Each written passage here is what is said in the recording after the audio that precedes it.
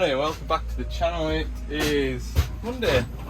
Hope you're all well. Hope you've all had a good weekend.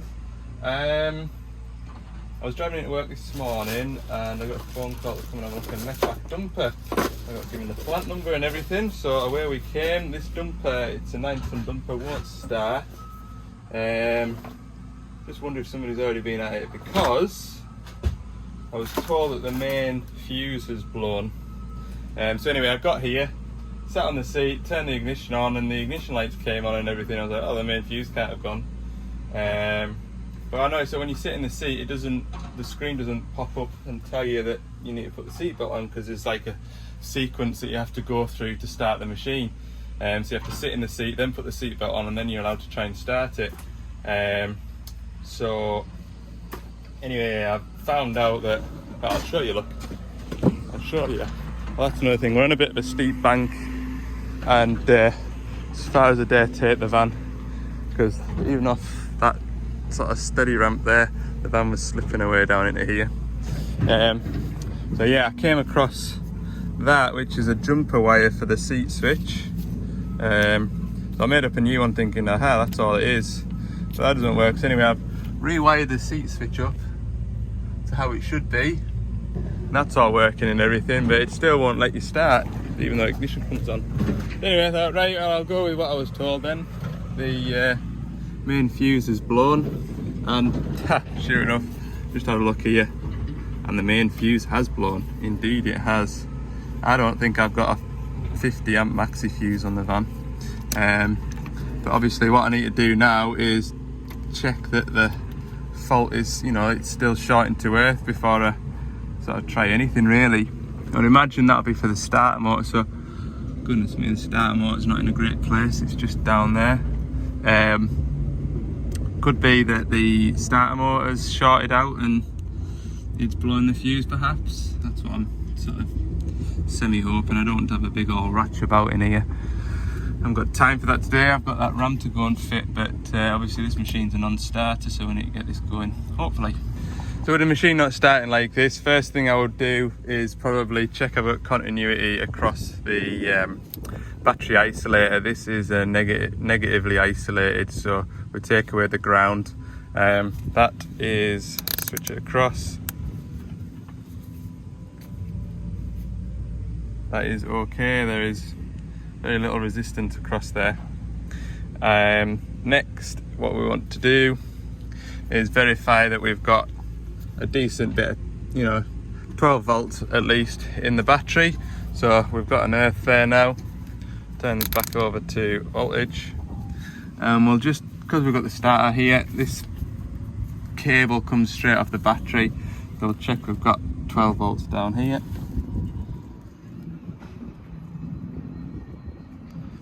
So we've definitely got 12 volts.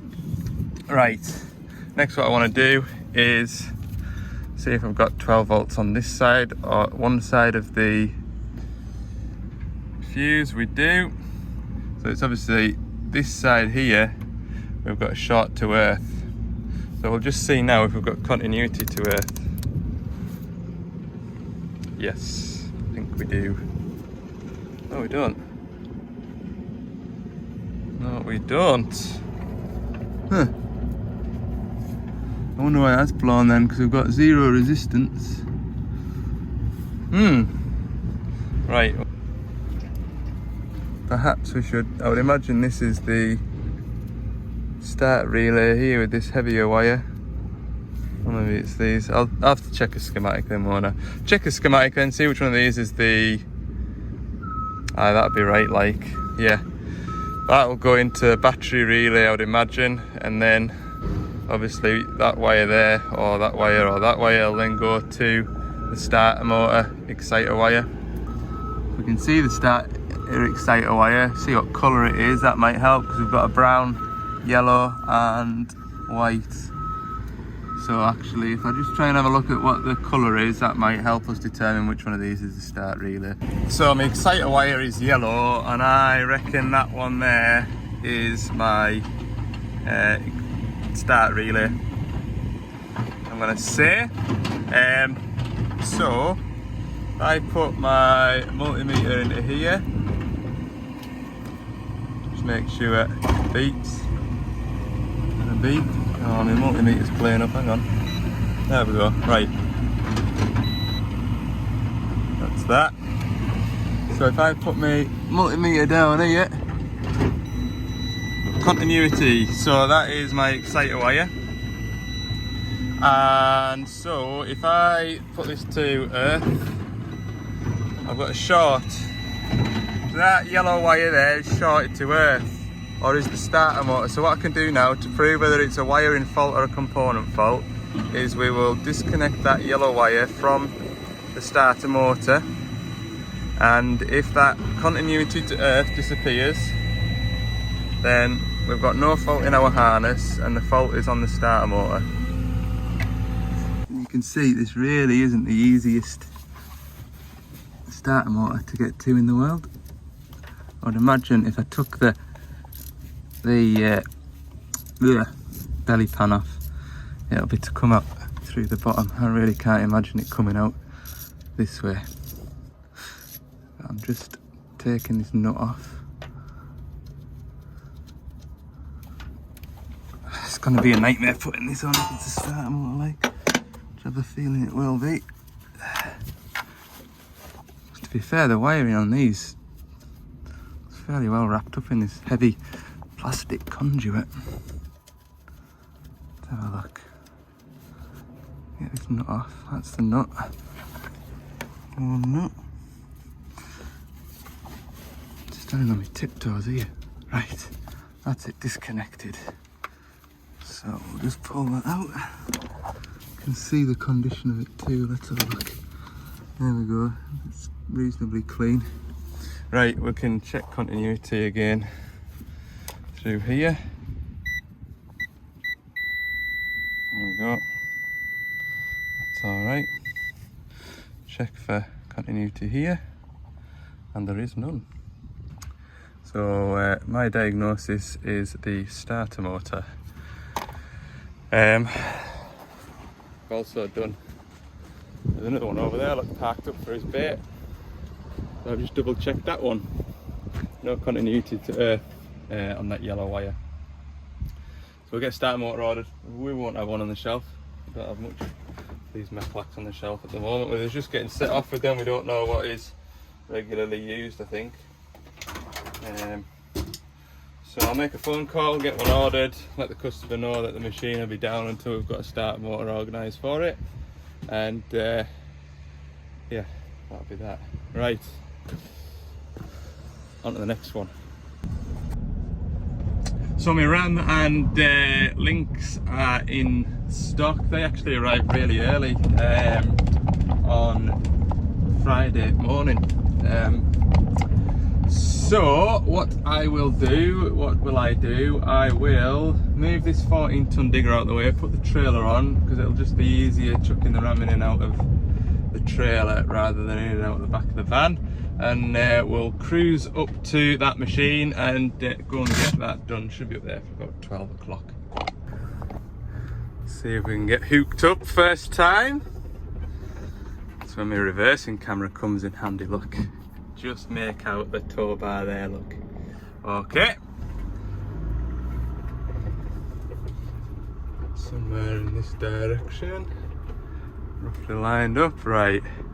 There's the tow bar. Oh.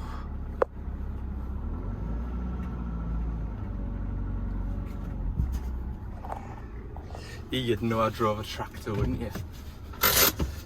Right, get coupled up. I'll digger back. Go and load this RAM up. We'll get away into some fresh air. There we go. This look good night. Need a good square up. And a chance to. Right, I'll find this RAM. Chuck that digger back somewhere. Nightmares about losing that key. That's the last remaining key for that trailer. Right, off we go.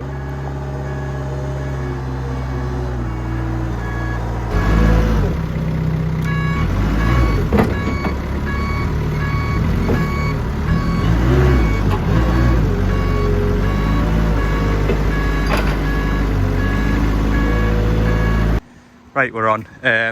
I'll maybe grab another strap and go crossways across there. That's the only thing about this trailer. I know it's a plant trailer, so when you've got a digger on the back, you've got tie down points at the back and tie down points at the front, but you've now in the middle, which makes it very unhandy for me. So remind me when I'm quiet and I've nothing to do, put some more tie down points on the trailer, because it's a bit of a pain in the backside for tying stuff on. Right, I'll chuck another strap across just to make sure I'm not going on any motorways or out, but safety's safe. Right, we're just pulling up to this machine now, and as you can see, there's a Fendt with a Manitou telehandler on the back to give us a hand lifting this ram on and off. I like it when a plan comes together, look. Remember I left the ram just sort of without the pin in.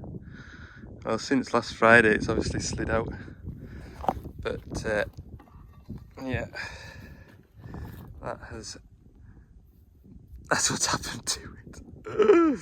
Oh well, that's grand. Makes it a bit lighter. Oh joys. Right, well, get some pipes ripped off it.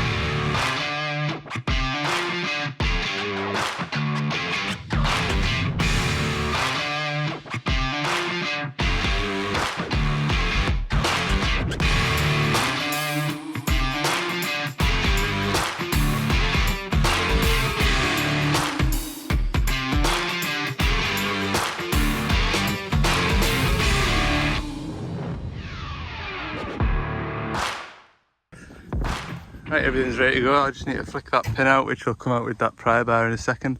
We'll just get that pin, that strap onto this forklift here. Job will be a good one. I'll set you up over here.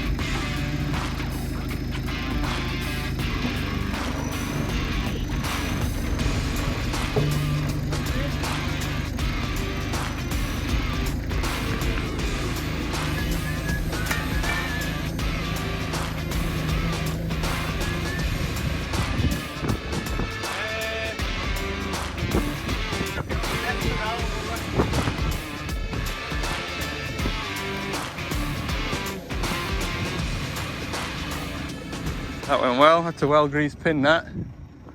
Not an issue. Right, we'll get the old one out of the box. Right, we're absolutely flying here now. That's the new ram on. We're just gonna have that strap back because I'm gonna need to curl this hitch in towards us a little. Well, empty the bucket, so to speak. Because obviously when it's gone, those link arms have bent, so it's obviously gone past where it would naturally go. So yeah, I'm gonna get this H-link lifted up into here to remember which where these go as well. Look, well, I've one on the outside of here, I think. There's one on the outside of here to go and look. So yeah, to be honest with you, I think there'll be enough play. Not enough play, but enough movement in that. If I put a bar in at this side, we can just elbow it up a bit. The idea. There we go, that's it all back together. It's just gonna empty us this bucket now that block of wood should fall out, and then I'll be able to get that locking bolt done. Magnificent look.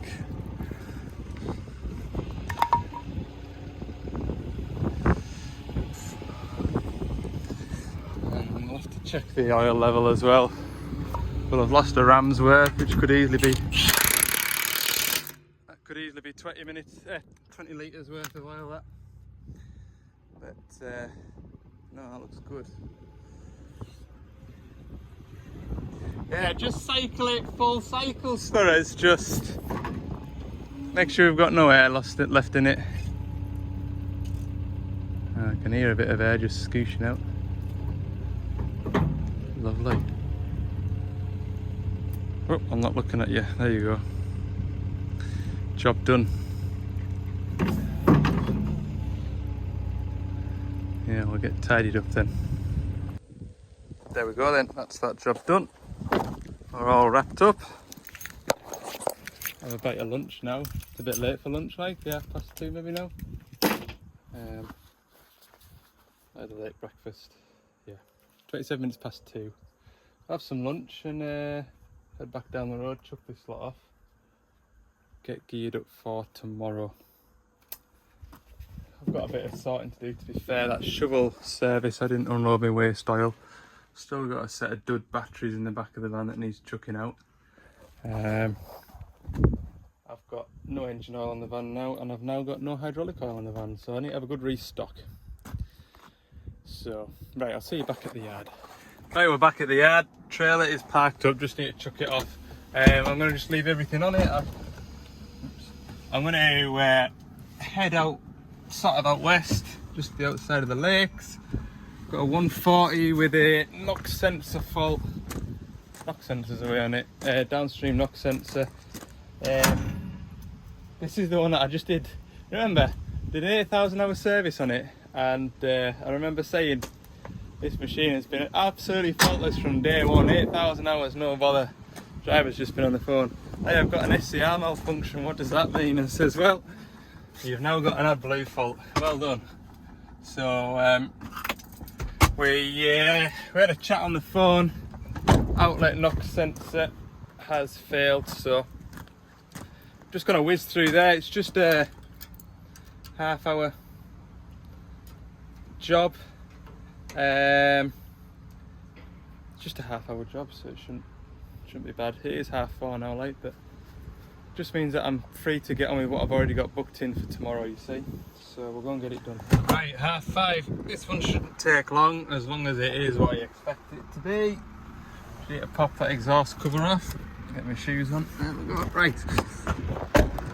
Just need to pop that exhaust cover off and pull out a NOx sensor. Better grab my machine keys. I'll just jump on the machine, confirm the error code with the dash.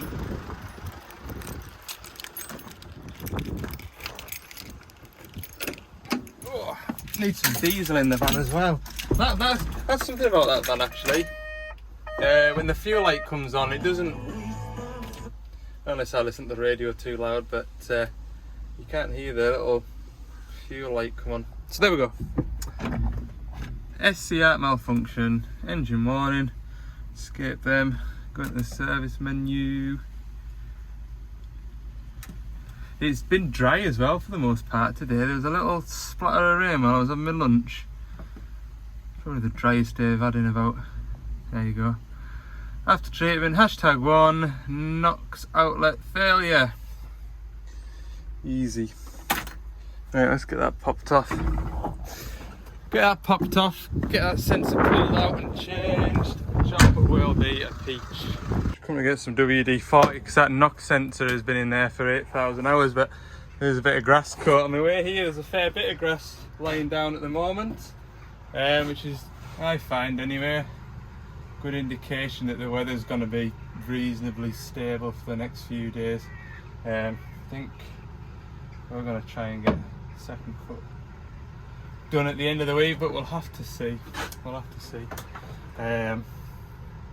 yeah, anyway, like I say, that NOx sensor's had a bit of heat. It's heated up and it's cooled down for 8,000 hours, so it's a little bit tight. I'm just hoping I can get it out. That could be my only issue. Look, it is very tight, so what I generally do is put a WD-40 on there, look, like that, and then tap it with a hammer.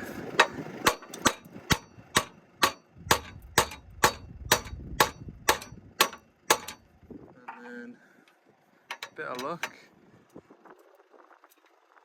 he says. I might just chap the end of this spanner with the hammer now, just give it a shock. Hang on, no joy just yet, but I'll let that soak in. In the meantime, I'll grab a 12mm socket and the new sensor, and we'll get this swapped out. I've never had to do that before, cut the tail off it. But yeah, there we go, that's the old one out. This new one will be to go in. Can't say I've ever noticed it before on the zero tail swings, but this one had a bit of tin foil around sort of here where the exhaust would be, so transfer that onto the new one, get it fitted. So as usual, the laptop that you need for the 5 minutes at the very end's flat out of battery. But while that boots up, there was a lad asking in a video not too long ago actually, how much should these 140 LCRs be using AdBlue wise? I would sort of say a tank is about your average usage per week. Any more than 2 tanks of AdBlue, well, any more than a tank of AdBlue over 2 days, I would describe as excessive. The next question was, what could cause excessive AdBlue consumption? Unfortunately, there is a lot of different factors that could cause AdBlue consumption. In the past, most commonly with these machines, I've found the AdBlue injector leaking, and sort of if you're doing it without the laptop, you could pull the AdBlue injector out. Generally, you'll find where it's shoved into the exhaust, there's like a little tunnel, and that tunnel's sort of got a crust of AdBlue over it at the very end, and then your AdBlue injector tip will also have a white crust on. So that's where I'd go. But if one of your NOx sensors isn't reading correctly, that would also cause AdBlue consumption to go up, because if your sensors aren't reading right, then the AdBlue pump's going to go, I need to dose more in, so it'll use more AdBlue. Same if the NH3 sensor isn't working and it's not detecting the ammonia, it'll just horse the AdBlue in. The emissions will be lovely and clean, but you'll have a hell of a lot of ammonia going into the atmosphere, and then people start wondering why the water courses are polluted. And anyway, what else is there? What else could there be AdBlue consumption wise? If your mixer tube, if that isn't working, or your SCR, your catalyst is poisoned, then you know your sensors will be reading right, because the emissions aren't getting treated, because the chemical reaction inside the SCR isn't happening. So therefore it'll use more AdBlue to try and bring those emissions down and keep the emissions down. So yeah, high AdBlue consumption without an error code. There could be a lot of things wrong with the machine, but in my experience, I've found for AdBlue consumption high, 60 to 70% has been a bad AdBlue injector, so that's what I'd go and look at. So I'm doing the after treatment system functional test is what it's called. Basically it's going to run everything up to working temperature, do an AdBlue dosing cycle. If everything is okay, then those big red SCR malfunction warning lights will disappear and everyone will be happy. So what I'm waiting for is this temperature here, intake gas temperature to reach 200 degrees. That's what it's doing just now. It's heating up, so it's using that exhaust brake to do that, as well as a post injection, I think. So we're getting that up to 200 degrees, and once it's reached that, then it'll do the verification test. Now that can take anywhere between 15 minutes and 45 minutes. Generally, if I haven't done one of those tests on a machine for a long time, or it's the first time, generally it's 45 minutes.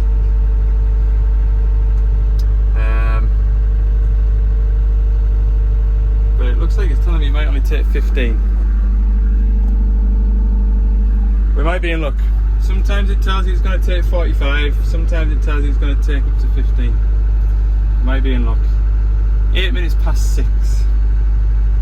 I'm about half an hour, 45 minutes away from home. And if you remember at the end of, was it last week's video? The end of last week's video, I said I generally like to be home before 7 for the kids to get out of bed. So we should make it. Might catch them brushing their teeth.